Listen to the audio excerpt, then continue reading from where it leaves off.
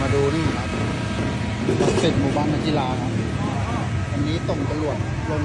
4,000จอของโคราชนะครับเด็กเลี้ยงวัว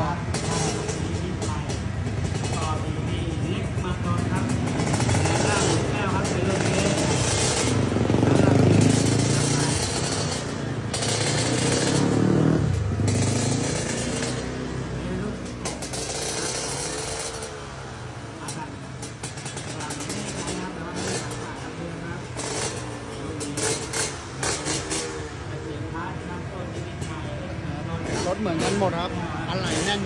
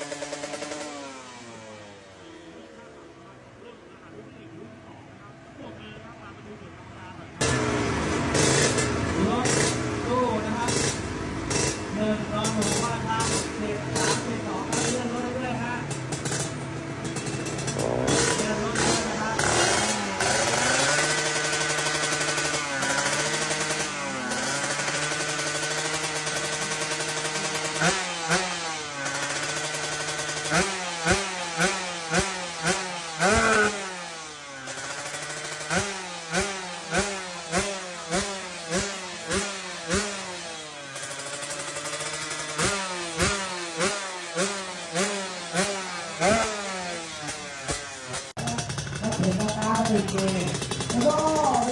เร็วเฉยยางสีดำมันก็เลยจีน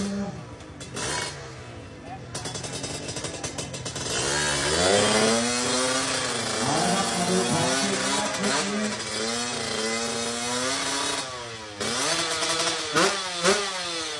น้ำมือต้องใช้ไอ้เด็กคือว่านักกีฬา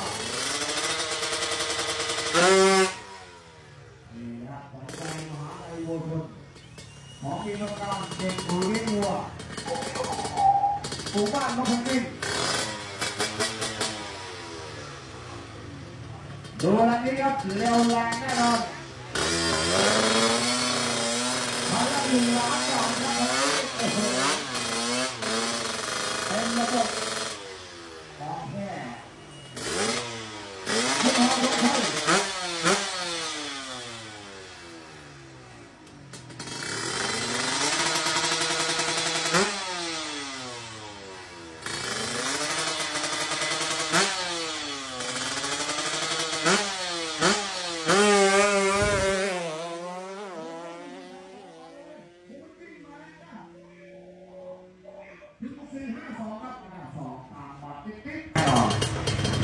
มาเลยครับพร้อมครับสเตอร์ทียู69